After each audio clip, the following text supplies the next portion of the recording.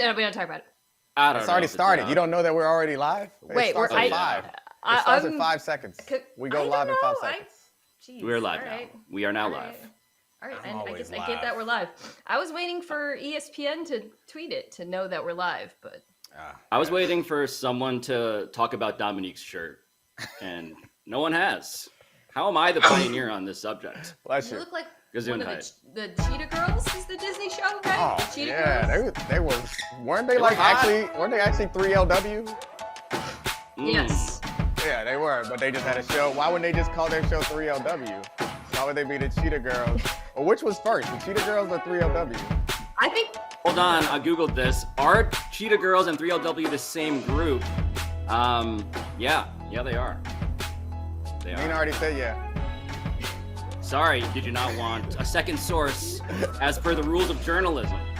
No. Why does journalism not apply to the Cheetah Girls? I mean, this is a Jaguar shirt. I'm rooting for the Jags this weekend. And that clown mustache. All right, here you go.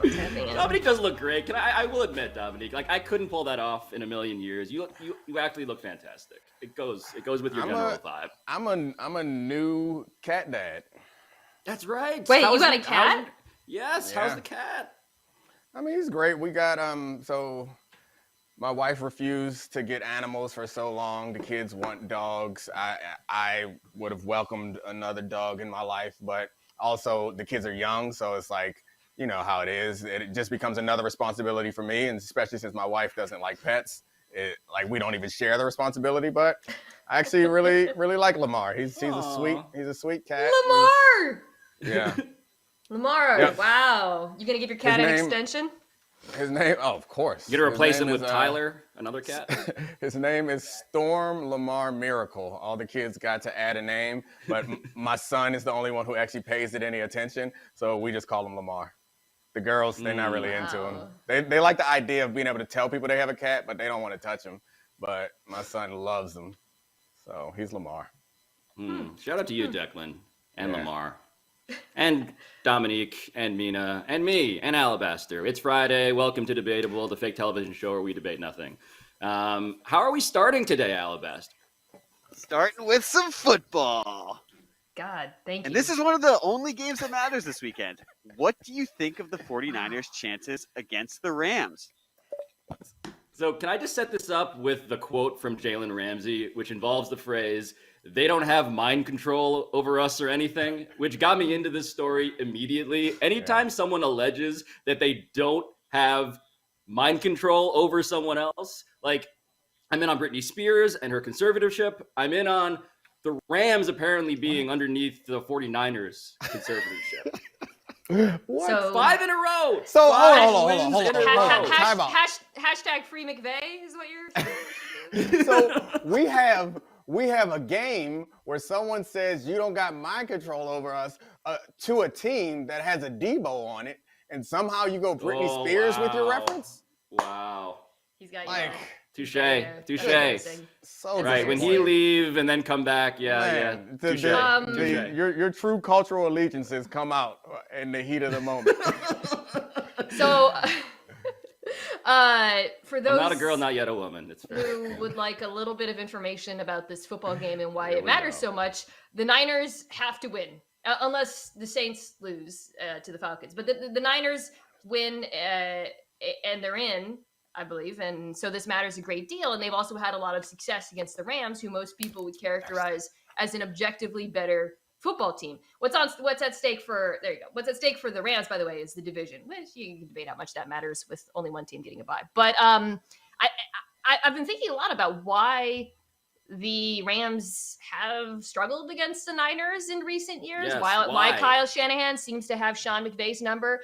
And Domonique, I think it's mostly just a matchup thing. Frankly, the Rams defense is very good, and they've really come on as of late. Von Miller's been excellent.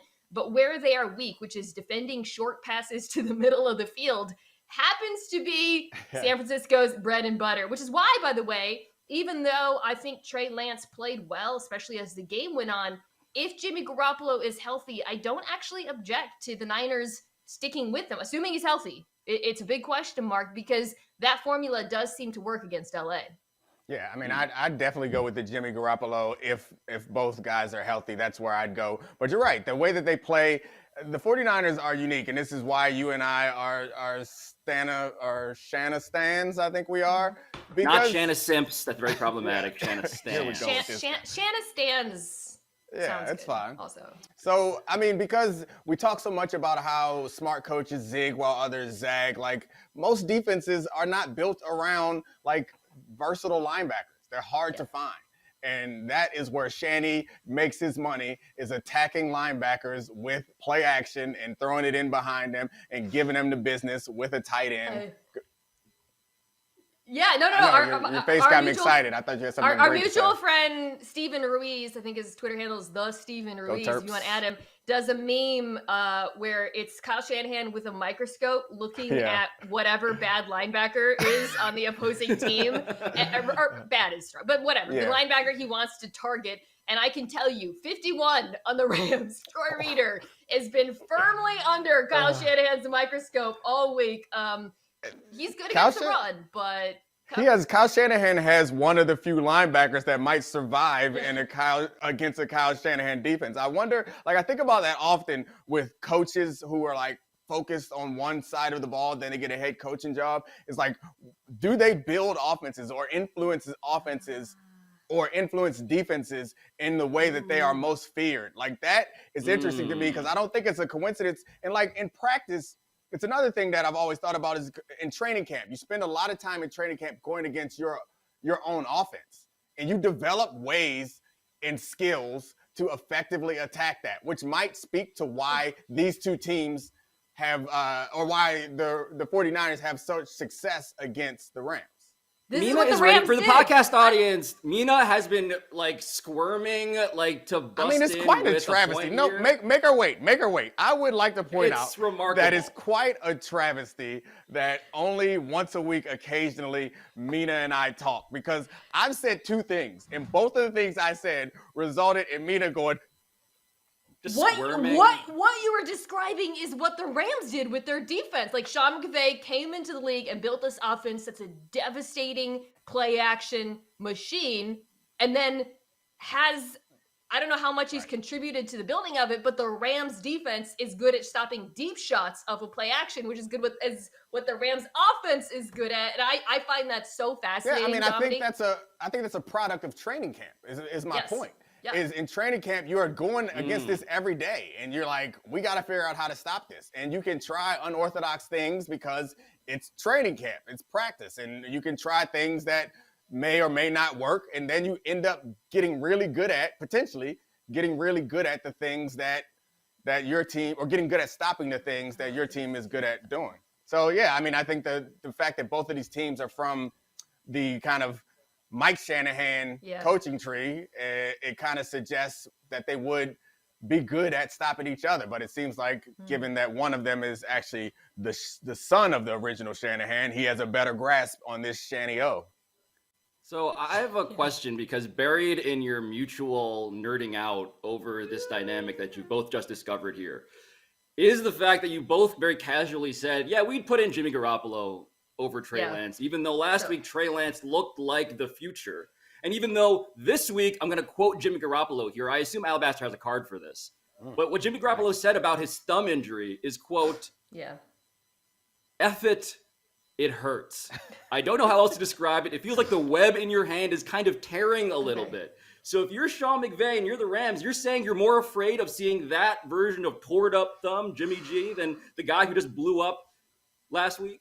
I think my endorsement of Jimmy G in this game is conditional on him being healthy. So if he's not healthy, if he struggles to throw the football, obviously you go with Trey Lance. But I think there are two benefits to starting Jimmy G. One is, we've talked about the matchup benefit. He has succeeded against this defense in the past. This offense generally has, because of the particular matchup, the particular ways in which the Rams defense has, which is very, very good, has struggled.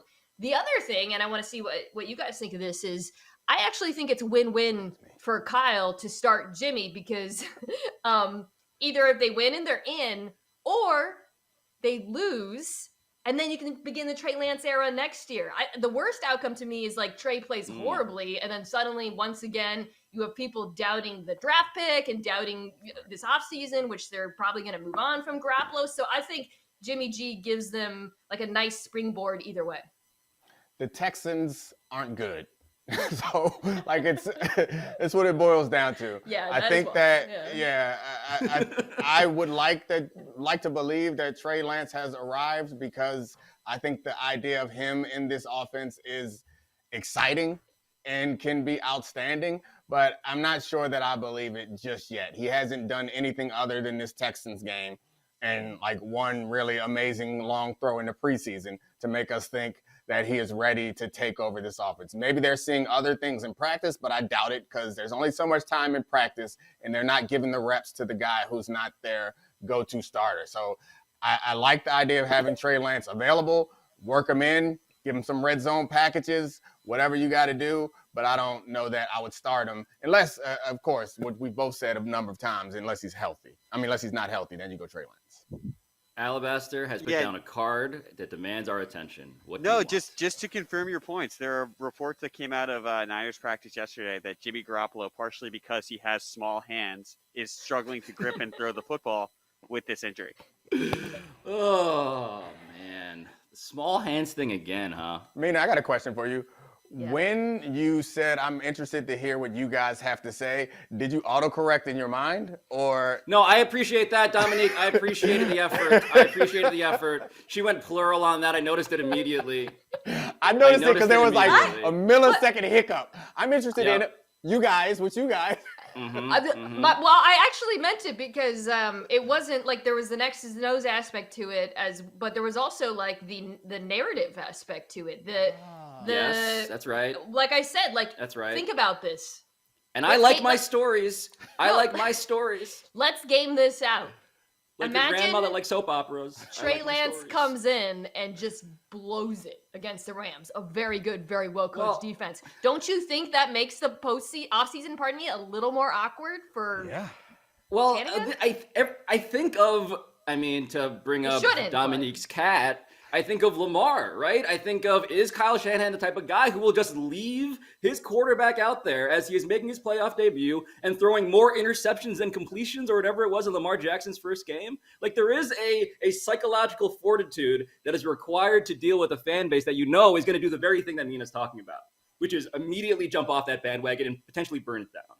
Yeah, I get that point from a narrative standpoint. I think it's certainly, like, we dismiss narrative very often, but it really, really matters. And some of the stories and people that we're going to talk about later in this show, like, they understand how much narrative matters. So it does matter to spend, particularly when it's week to week. You can fight it off, ignore it, and then address it the following Sunday by playing well or something. But if the last memory we have of Trey Lance, and all San Francisco fans have of Trey Lance, is a playoff debacle, it's going to be very hard for them to go through the entire offseason to make those decisions. So you're right. The question I have is, how much do you think coaches think about that? Care about that. Yeah. Probably not that much in the case of Kyle Shanahan in particular. Well, the other thing is, like, let's say this team wins. They're not going to go far. Like, let's be real. So I think you have to really think short-term, long-term. It's always good to make it into the playoffs, but the Niners have been juggling the fact that they're on two timelines at once this entire season, which is they're trying to win now, but they did this monster trade for quarterback as a long-term investment. And I do think both of those timelines should factor into their decision. That's interesting, because that having them up against the Rams makes it even more interesting, because I'm one who believes that you can't do both at once. And it seems like the Rams have agreed with that belief, but it would appear. But I guess before the season, the idea wasn't that they were on two separate timelines. At least from my view, the idea was they're a win now team, but they need an upgrade at quarterback. And this guy, which maybe it's a dumb choice to have a guy who had like limited offensive snaps in college against really bad competition. Maybe it's a dumb choice to have that guy as your upgrade, but I thought that's why they traded everything away, because that guy would take them the next step. But the whole idea, right? Like, there was the grand experiment that clearly has been abandoned. We're going to use both of them, right? That was the whole thing. We're going to use both of these guys in some sort of rotational way that would have been unprecedented. And clearly I mean, maybe that comes back this week. That's Playoffs, maybe what we're going to see. I mean, they'll definitely, if Jimmy G plays, they'll definitely throw in 1 or 2 Trey Lance plays just to force the following week's team to be like, oh, they're coming with a Jimmy G or with a Trey Lance package, but we'll see. Especially when you see how good Trey Lance is against those blitzes, the A gap, plus the stunts with the B gap, and then you have the robber and the Mike, right? And when you call a spider 2-3 banana, it gets, I mean, guys, the X's and O's here. I'm with you. It is tremendously interesting. It's Y banana. So, like, it's not even that you progressed onto the next. Like, you should have picked a different fruit. The Y is... Or a different letter. The Y, Y means the tight end. Centipede Z tangerine. All right, next topic. All right, we're moving on from a couple offensive geniuses to a quarterback who could really use one. And our question is, how concerned should Trevor Lawrence be that the Jaguars are reportedly considering Bill O'Brien to be their next head coach? Should we talk about the clown out first at the top here to give context? Oh, love the clown out, baby. Get into it. Here's my question for you guys. How real is the clown out going to be? Because I know there is this plan where everyone's going to wear clown costumes, makeup presumably, to the Jags game this weekend to protest Shad Khan, the mustachioed owner of the Jaguars, and in this case, the clown who, had the whole Urban Meyer thing. Well, beyond it's more than the Urban Meyer. Like this all started when there was a report that Khan was going to retain their GM, Trent Baalke. Yes. Who Niners has, and Jaguars fans, who are one of the most amusing fan bases on the internet. Shout out to Duval. Decided to all adapt the clown avatar on the internet, and then if you look at any Jaguars tweet, you will see just thousands of responses of clowns. Very amusing. But Pablo, I'll find an example, Your question here is pertinent, which is like, do we actually think this internet protest is going to turn into a real life thing, or is it going to be like 6 dudes with clown noses? I don't know. I mean, what else do you have to be excited? Like, I don't understand why this doesn't happen. Like, what else do you have to be excited? What are we looking at? Oh, why am I not scrolling? There it is. Yeah. He's trying to show us all the clowns. Clowns. Clown. Yeah, you got the point. What else do you have to be excited about? Like, if I'm a Jaguars fan and I have tickets to go to this game, of course I'm wearing my mustachioed clown outfit. There's no other reason to go to this game, right? What? This is you can. No, wait. The game has stakes, right? As a Jaguars fan, I said as a Jaguars fan. Yeah, as a Jaguars fan, you have the opportunity to, we'll get to the tie, but you have the opportunity to knock a divisional rival out of the playoffs. We're going to talk about Falcons Saints, I think, but fans care about this stuff, Domonique. I know you don't care. The number 1 pick's on the line too. Alabaster's pointing out with his. I guarantee you, the fans care more about the number 1 pick than they care about about knocking their divisional opponent out of the playoffs, which suggests gotta go clown. You gotta clown it up. You got to be down to clown. You remember Crumpin'? That was the clowns who did that movie. There have been some notable moments in clown history, from the Insane Clown Posse, the Juggalos thing, to Crumping. Very different clowns. The biodiversity of the clown ecosystem, underrated. I've never been afraid of clowns, by the way. Some people are so freaked out by them. I guess because of that movie, but the clown in it. Yeah, that one, the sewer clown. But we used to have a clown at my birthday parties as a kid, and I always liked it. Anyways, whatever. Bill O'Brien. Like you had the same clown you would hire for every birthday party? Yeah, it was one clown who did like 3 of my birthday parties. Yeah, my parents had some sort of clown hookup. I mean, we didn't have a lot of money, so the clown plug. I gotta think it wasn't a lot of. You don't get to use the word plug after you went with Britney Spears and Not Friday in the first reference. You okay, Bill O'Brien. I wear that like a clown. Yeah. Bill O'Brien, bad GM. Debatable though whether he's a good coach. I mean, he did have a lot of success in Houston at various points. Again, not as a GM. We are not talking about this man's record with personnel. But as an offensive-minded head coach, which I think is clearly what Jacksonville needs, he was pretty successful. I think we're looking at. I just looked it up. 2014 when he took over, he had Fitzpatrick. A year after that, Hoyer, then Osweiler. He loves him. He was 9-7, 9-7, 9-7. Made the playoffs twice. That's pretty impressive. I just think though, from Jacksonville's perspective, you cannot go with a controversial hire at this Yeah. point. Like, find the Yes. dude with the high Q rating. Find the guy. Well, this that is where you're- narrative matters, isn't it? We just asked, does narrative matter? In this case specifically, we're talking about narrative outweighing the actual football substance, which Domonique is alluding to. This is Many the good blackest. options. This is the blackest coaching opportunity I've seen since last year, since the Texans. These are the Freedom. black coach opportunities. I don't mean this because I like it that way. I mean it because it's true. When it is a mess, that's when they bring in the black guy, because then they can get a pat on the back like, look, we're progressive. Go ahead, go get Byron Leftwich, Jim Caldwell. Leftwich was a Todd one-time Bowles. starter. Yeah, like that's where this is gonna end, is a black man with a long track record that they can push out there, that they can say, like, look, we're moving in a better direction. We're progressive, open-minded. Well, I would go with Leftwich. I'll just throw this out here. Who doesn't have a long track record? Who's pretty young. I think my age. I don't know. I just because I think he's done an excellent job in Tampa, and I do think you want a play caller. I at this point, just given the particular there's going to be a case for a culture builder. And Dominique, you and I have talked a lot about like what matters and coaching hires.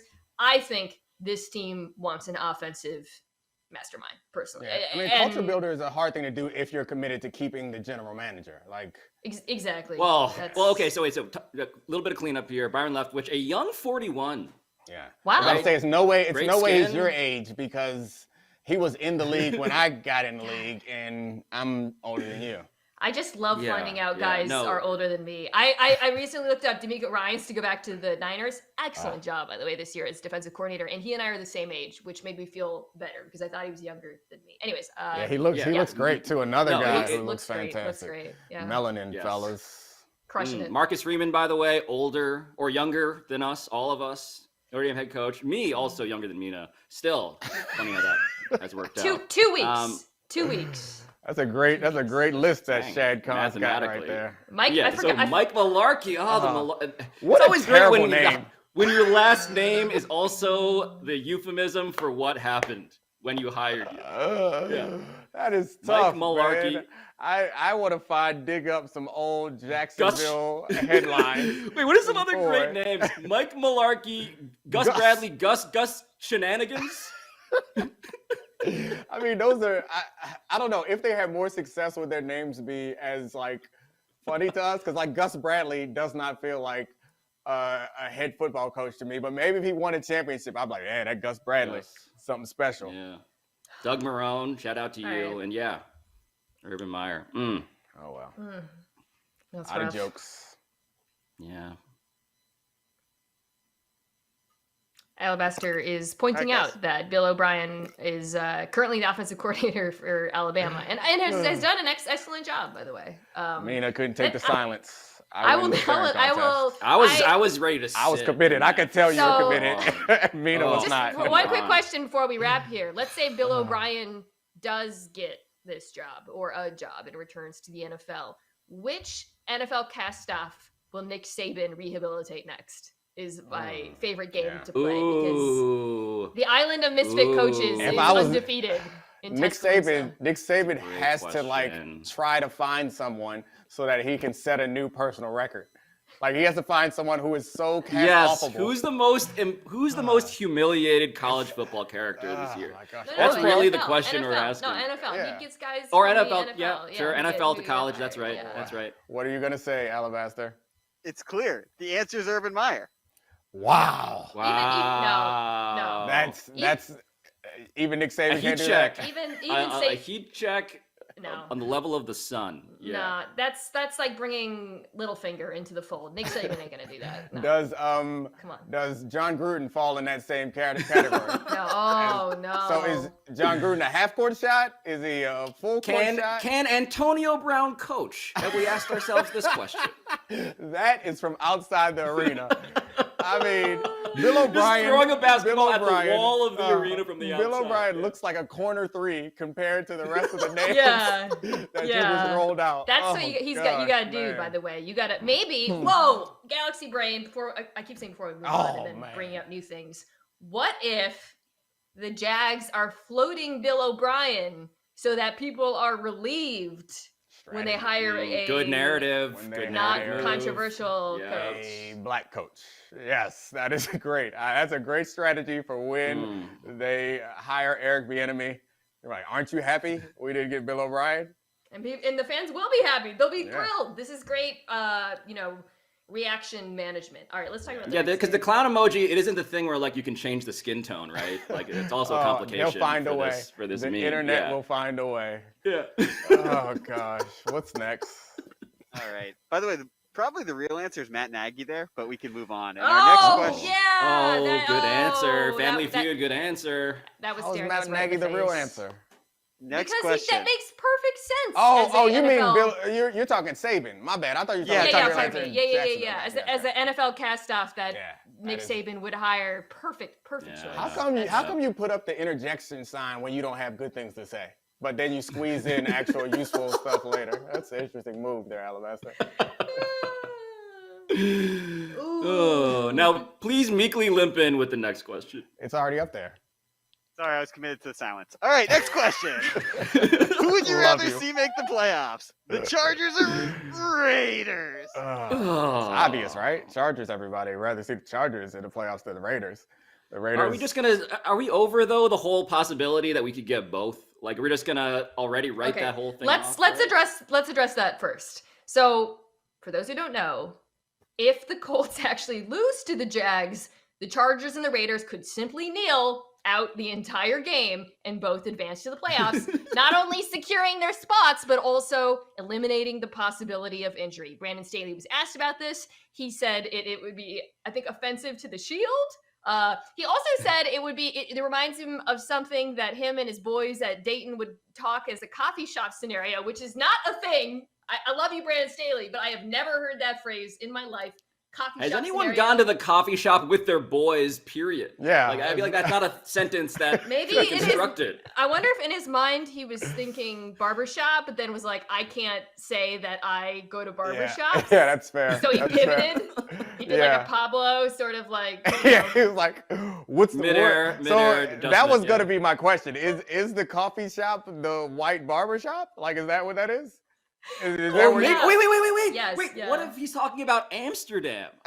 Oh. In which case, this all does make sense. Like, you guys are clearly stoned. I Like, just that's a love great explanation. I love the idea of a bunch of NFL coaches or probably college football coaches, whatever, sitting in like a Starbucks, throwing out fun hypotheticals for with like latte football mustaches. strategy. Yeah. Yeah. What do you guys think? What if we never punted? Oh wow.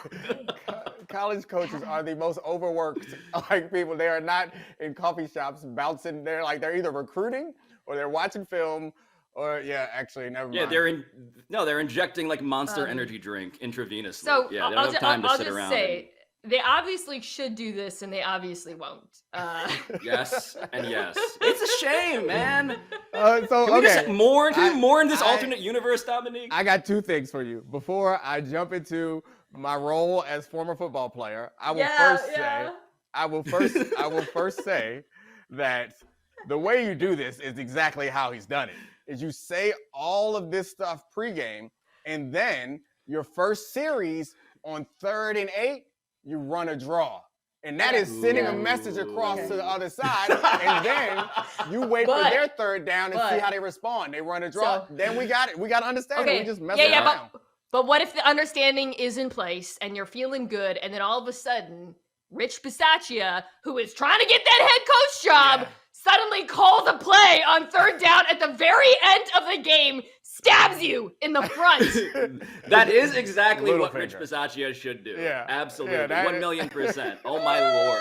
Just a little, Will there little be play action. no one could top that in terms of just like utter resentment and hatred, right? Here we go. In sports history, that would be the number one thing. Let me try this. As former football player, oh no. I'm going to try to add some legitimacy and analysis to what you guys are surely expecting me to do. One thing that we have yet to be able to fully understand and measure in sports is the psychology of the players or the psychology of a locker room. It is potentially a very damaging thing to a team psychology to always like, hey, we're trying to win. We're trying to do our best. But this week, Nah, not so much. And it's not that you're benching players. You are asking your starters to go out there and like kneel it out for a whole game. Who knows how that impacts? Because if they lose the following week, it doesn't matter. That then is hanging on. That's what Brandon Staley is known for the rest of his career, unless he wins a Super Bowl. He's the guy that ruined the culture of the team. I like how we're all blaming Staley and not Bisaccia, by the way. Okay. Here's now my perspective as a media member. The backlash would be so comically over the top that it would not be worth it for anyone involved. You guys remember when the Eagles benched Jalen Hurts, and I think it was Chris Collinsworth and Al Michaels who were calling that particular game. They acted like they had nuked the stadium. Like they were like, this is no respect for human life. This is the worst thing I've ever seen with my two eyes. Can you imagine how grab that audio track and layer it over historical events? By the way, I think great idea. This is the Sunday night game, right? So it's the same guys. That soundtrack for it. Yeah. Well, okay, so now I'm rooting for it again. Because can you imagine? Just forget the kneel downs, by the way. Let's say they have an opportunity to go to overtime, or they're in overtime, or whatever. There's other ways where you could push it. Correct. No, that's what I mean. Like there are layers to this story where it's. But you're making the point. It's you're not making just the most obvious. You're like convincing me more that it's the wrong thing to do. Because the reaction, I'm giggling constantly. No, not that. Because the reaction that you're talking about is largely from football people, and you know who's in that locker room? Football people. So like, I don't know how that goes over in your team if you are the one who is championing this nerd mentality. I want to be clear. I'm not advocating this for the team. I am advocating it for me. As a consumer who wants to be entertained by seeing something freaking crazy and weird and watching people freak out. But yeah, you're absolutely right. They shouldn't do this. It's also like a young team that's trying to build something, that's been getting players back, that wants to have some momentum going into the postseason. I'm sorry. Hold on. I thought we wanted to win titles in this sport.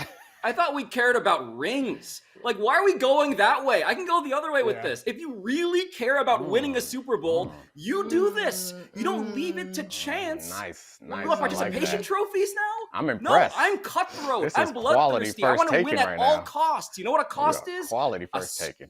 The hurt feelings of snowflake coaches who don't understand what it really takes to win. Call them and soft. by win, of course, I mean tie. But then win, and then win and win, and then win Super Bowl eventually. So I think the Chargers are going to win. Yeah, me too. I'm Brandon Staley. I'm doing all this rah-rah, and then I'm unscrewing the face mask off of Derwin James's helmet, and I'm hiding it deep in my locker.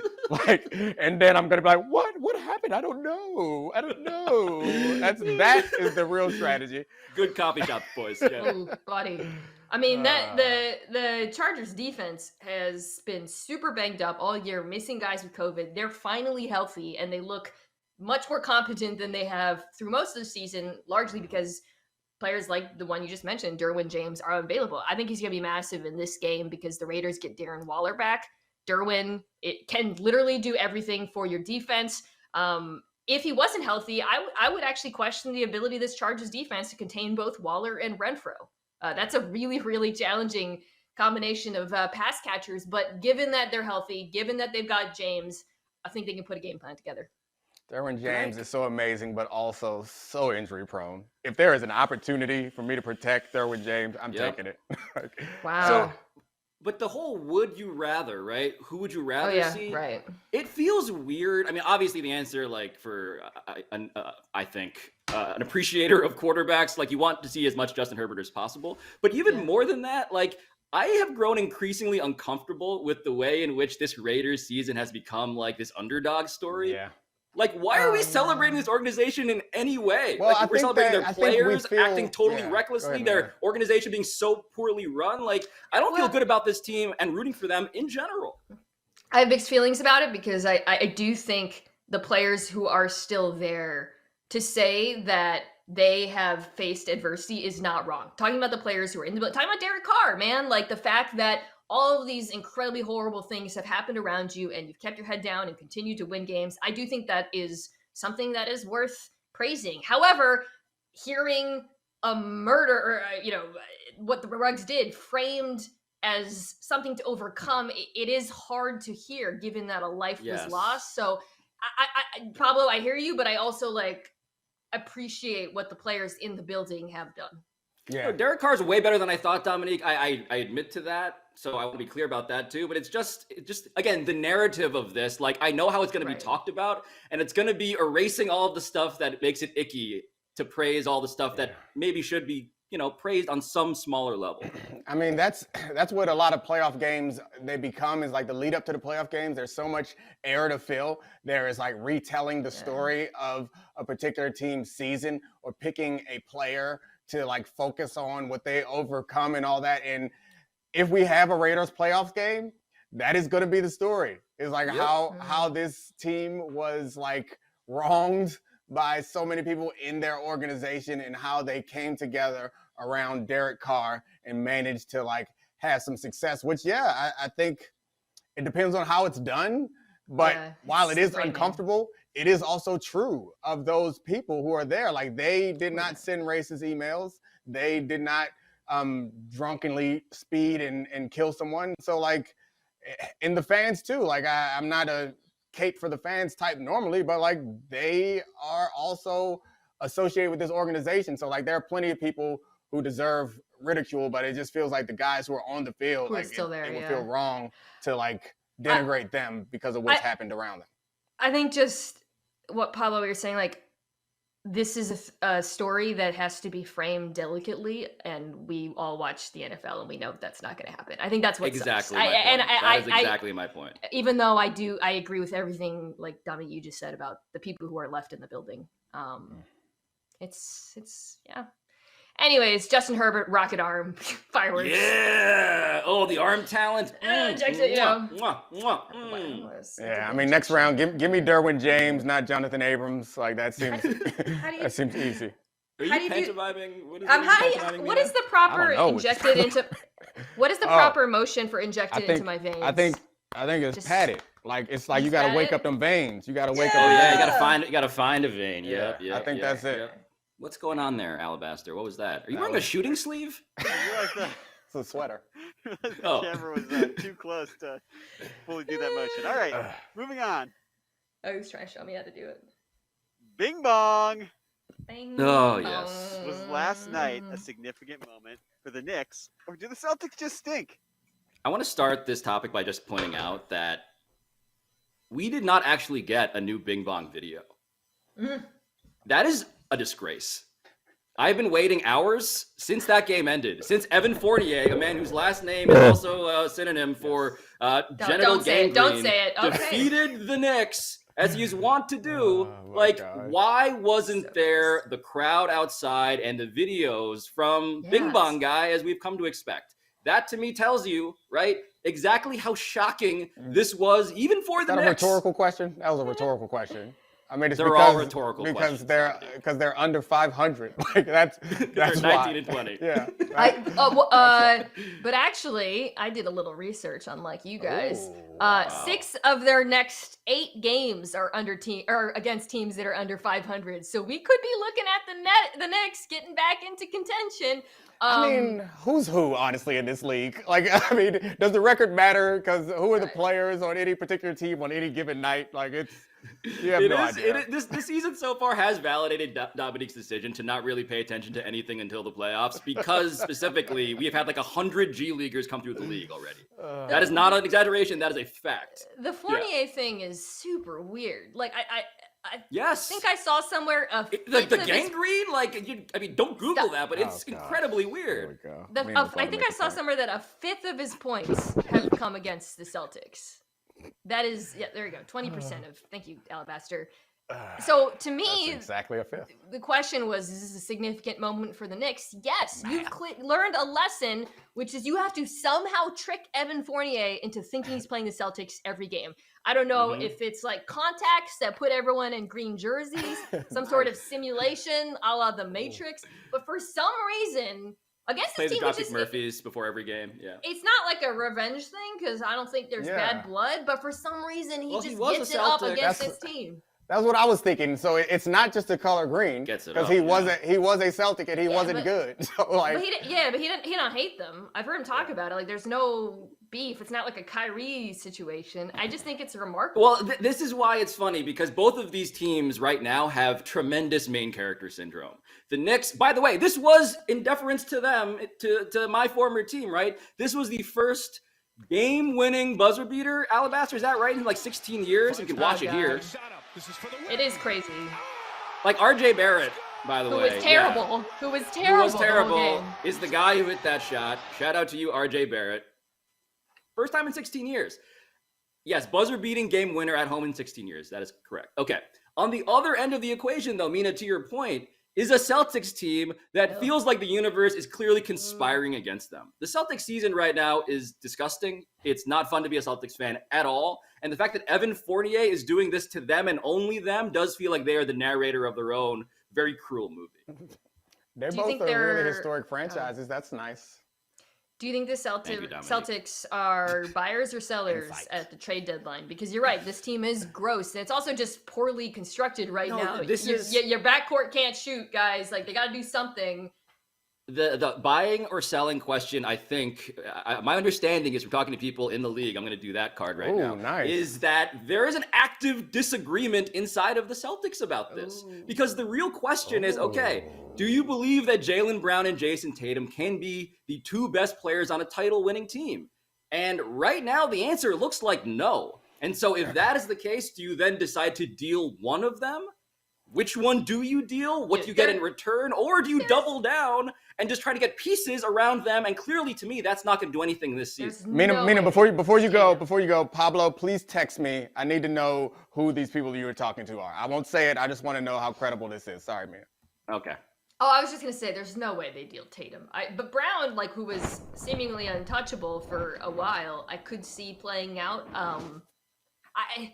This team, man, they are brutal to watch. Just absolutely brutal. The lack of shooting around those two guys is offensive. Frankly, offensive. And I'm surprised Domonique, who is... I just texted Domonique a real name, by the way, a real person. Wow. And he's blown away that I actually occasionally do things that are real. I'm sorry, Mina. Go ahead. No, I'm just surprised you haven't mentioned the head coach of the Celtics. Man. Why do we have to mention him? Like, it's not fun.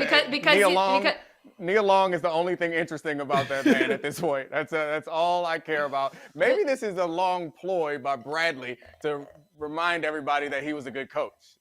Now he's and is a terrible GM. He's bad at this.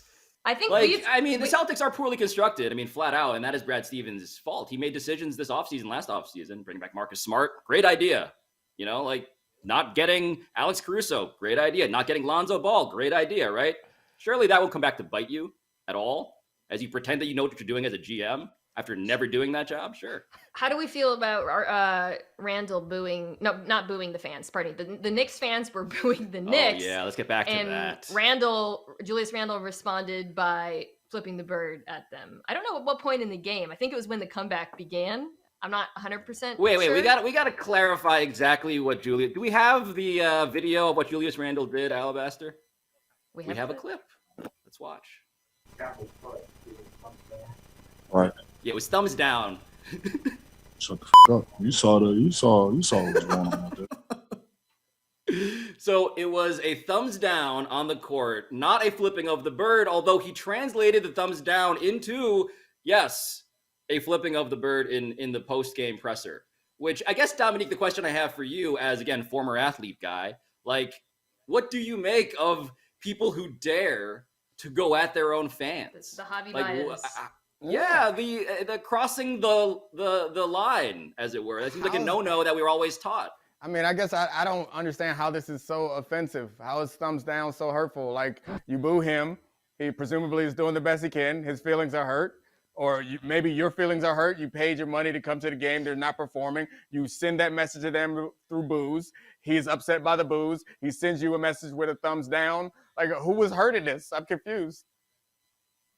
People, I mean, look, well, first off, just in fairness to the story here, it's not just that Julius Randle did the thumbs down, which is its own loaded gesture throughout this Knicks season. It's that he then translated it as "shut the fuck up," Exactly. which is escalation, no. which I find hilarious. Okay, it's not an escalation. Sorry, Like, we're on the internet. We can say that, right? No, it's not an escalation. It feels appropriate. I didn't even realize that you were cursing, but now I played it back in my mind. You probably shouldn't say that word anymore. But that's a non-story to me. Like it's. Oh, Sarah curses a lot. Yeah, I appreciate that updated card. Thank you very much. Yeah, I mean, my perspective on this, and we can go to the next topic right after it. I want everybody to curse at each other. Clearly. I want this to be an all-out.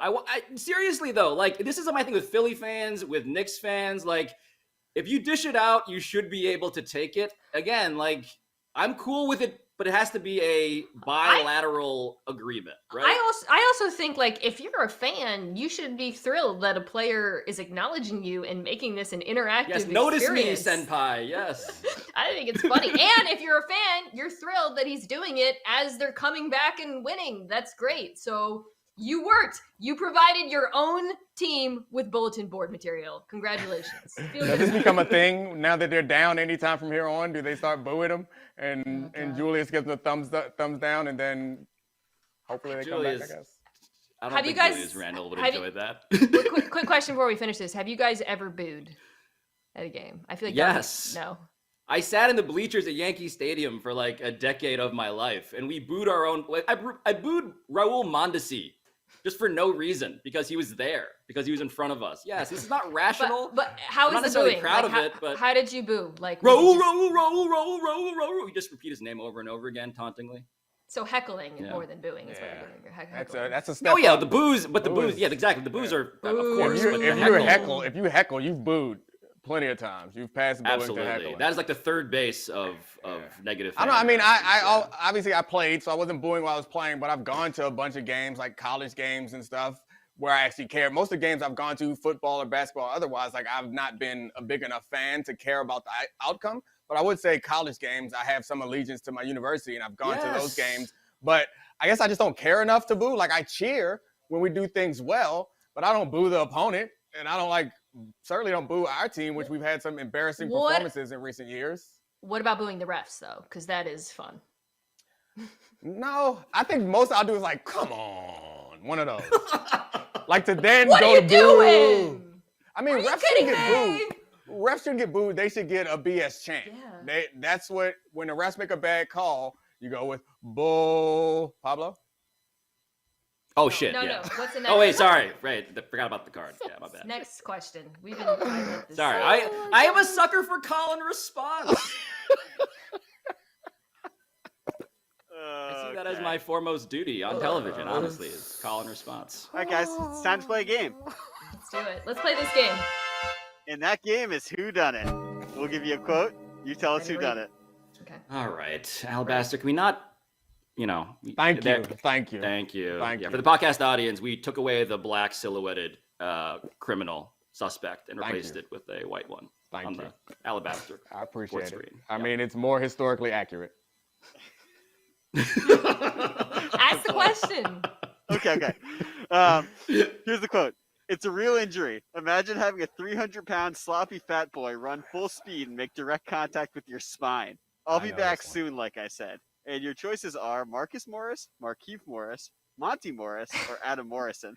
Yes. I don't know this one at all. I don't know this. Domonique? It's one of the Morris twins is going to go with Keith. Keith? All right. Okay, what so happened? clearly do you know what Adam happened? Morrison is not the answer. Oh, yeah, no, this is from, he got injured. Remember when Jokic ran into him and hit him? And he's been out for a long time. He's injured. Who would call someone else a 300-pound sloppy fat boy other than Markieff Morris about a Jokic? Yeah. Oh, on Twitter too. Yeah. Oh wow! Yep. I totally missed. I would curse, but I don't even know what you blurred out there. Ain't blurred wild about it. It's a real injury. Imagine having a 300-pound sloppy fat boy run. Yep. Yeah. It is, by the way, remarkable that Jokic, who is one of the, I think, 3 best players in the NBA, that other players might be the MVP. Yeah, opinion, that but other yeah. players are comfortable saying this about him. I mean, the Morrises don't really count, I guess. Yeah, the so- Morai are sort of like the extreme end of the Yeah. don't care about anybody or anything spectrum. Like The they've normal been about rules. that for a year since college. Totally. But Jokic is disrespected as a sloppy fat boy. Still, honestly, like he's like even that foul was not quite so sloppy and more kind of like a purposeful, targeted fat boy move. Remember when He's less fat. Jokic wasn't sloppy for like a week? You remember that, guys? Like, was it when he was? There was like that one picture of him floating around. Wasn't Oh, he? and he's You don't remember that? Yeah, Him coming back you got from more like Nikola Yoked itch. Yoked itch. I'm doing a flexing for the podcast audience. I'm flexing. Am I frozen? I appreciate that. That. Oh. I appreciate your choice, Alabaster, in showing the entire clip, because like we have isolated this down to just the Jokic attack. But to be fair to the 300-pound fella, who also is the reigning MVP, I believe. Correct. He was like hit first, and Yes. had this gone the other way, because while Markieff is not 300 pounds or sloppy, he is a big, strong man too. Big. And he like ran purposely into Jokic, which maybe something else happened earlier in the game to cause that. But like it just, I don't know, it feels unfair that just because this happened this way that we are like, I guess no one is really angry at him. No, except for the Morris twins. Domonique, I want to applaud you for a stunning reversal that I think many of our viewers may not expect, given your comments about how we started this entire game. I appreciate that. I mean, I just want honesty. That's what do you mean? They should be consistent. They should be consistent is all I want. That's right. Like That's I was right. honest. No, yeah. I want honest appraisal when we're going through these clips the same way I want honest representation on the card. That's it. Yes, you might say he supporting Nikola Jokic there. Yeah. That third eye is folks. wide open. That's how you do it, Open it. folks. That's how you do it. Open it. That was my third All eye. right, next for the quote, podcast guys. Listeners. My goal is to win more Super Bowls, and my plan is to Russell win them Wilson. here. Yes. Yep. We already know. Yep. That was quick and easy. Yep. So I guess it- we can play the clip. Do we have to play the clip? Play clip. Hey, we beat the clock. They're playing the That's the clock. ticking sound Super of. Bowls. Oh, there it is. And my plans to win them here. You know, Is there a that simple, bomb you know, I think underneath the that's- table? Is this it's what it is. 24? Appropriate for this clip, There's though. nothing really else other than that. Because it does feel like, there's gonna be some thing happening here, Mina. He or is there not? gone. Yeah, right. That's the clock. That's the clock ticking. What do you believe this or what? I believe that Russell Wilson doesn't necessarily want to leave Seattle. I do believe he wants dramatic change in Seattle, and I'm not sure that's going to happen. So my perception right now, based on reading the tea leaves and maybe some conversations I've had, is that the big three in Seattle: John Schneider, Pete Carroll, Russell Wilson. It's not likely that they will stick together. What happens? That's I think what is the big mystery right now, given nobody really knows what the Jody Allen, who owns the team, thinks. Right. But I actually think even if you read that comment of his, you can kind of read into that comment and come away with the extrapolation I just gave, which is Russell Wilson saying, I want to win Super Bowls in Seattle, is different from saying I'm a Seahawk, right? It says something's got to change here, not necessarily I want out. That's not wishful thinking on my part, because like I said, I think it's entirely possible he does leave. I just think he's trying to send a particular message. What the hell, Charlie? Really? For the podcast audience, it's just the recapping of the Malcolm Butler interception. Yeah. Mina, you don't need to send me your sources. I trust that you actually did something and you weren't just using a throwaway cliche. Now you're okay, great. But great. Pablo, I trust you going forward now. Next time you say, I talked to some people, I'm not going to ask you for a text. I trust going forward that it's not just what you are using to lend credibility to some wild accusations. Ask me one more time. I'm going to send you a picture of a Fournier, okay? Oh my gosh. How long you been sitting on that garbage? Nobody a lot longer than people with a Fournier can sit on with things. Nobody Google that. Just no one Google that. If you're watching, never Google in a real way. In a real way, never. Yeah, he's leaving. Well, I don't know. I guess your point is right. I think the stuff from last offseason is It's just a more artful way of doing what Aaron Rodgers also seems like he wanted to do, is just like get their attention and let them know that I'm no longer a boy. I'm a man. You're going to treat me as such. Like, that's what Not it a girl, feels not like. yet a woman. Yeah. Yep. I would go with I'm not a boy, Damon, to continue with the Friday references. Once again, Britney Spears, you missed a golden opportunity. No more rap-related slang for you. You're banned for the rest of this episode. I find you toxic. There you go. I'm on board with that. Good job. All right, guys, we got one more topic, and it's a new game. We're going to play If Then, where we give you a conditional statement, you fill it out. And our last question here. If Taysom Hill is a playoff QB, then blank. Friday After Next might have been funnier than Friday. Rare that the third in a trilogy might be the best. Wow. Pretty funny. I Are think they going to reboot that at some point, maybe? Of course, everything gets rebooted. Oh, like maybe like a series, like a streaming service, like Prestige. You know what? Like I think that series. I think Shad Khan's gonna reboot it. That's the move. Shad Khan, to get maximum love, is gonna hire a black from the coach community. Yeah, and there it reboot. is. Yep. I don't think, but I also don't think Okay. the Jacksonville All right. community is gonna appreciate it. Dominique, Okay, Mina. Thank you. much like all the people who are calling for the Chargers and Raiders to tie, you have no respect for the game. I will play it. If Taysom Hill is a playoff QB, then I'll be watching because it's my job.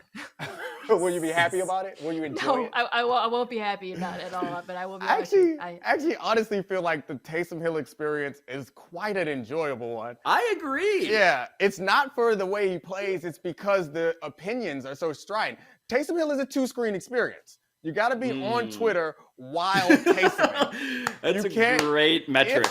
Two-screen players. If you watch Taysom Hill, only to watch Taysom Hill, you are missing out on the fun of Taysom Hill.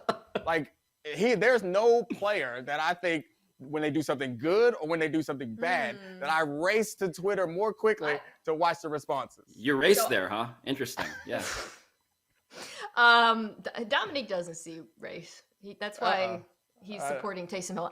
Okay, so I'm positive about this because Alabaster just posted the Saints record by starting QB. Jameis 5-2, Taysom 3-1, Simeon Book 0-5. I actually love this information because it's an exhibit for my QB's wins are not a QB stat platform. Given that in those games, Taysom Hill has a completion percentage of, I believe, 52% off the top of my head. I don't have it in front of me.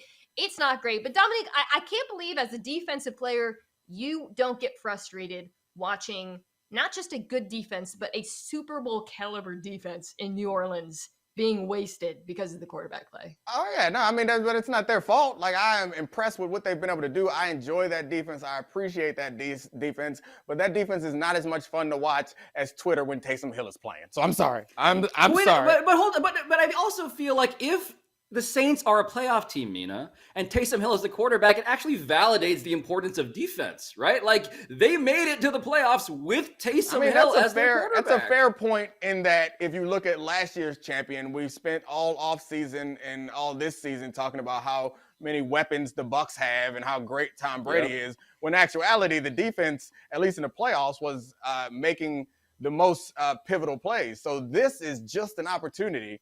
But to be fair, it doesn't matter. If they win a game and Taysom Hill throws for 46 yards, people are going to celebrate Taysom Hill because Tim he's Tebow a winner did that, guy. Basically, right? Tim Tebow did that against the Steelers, and that is exactly what happened. That is quite a comparison. Tebow to Taysom Hill. That is pretty accurate. That's unflattering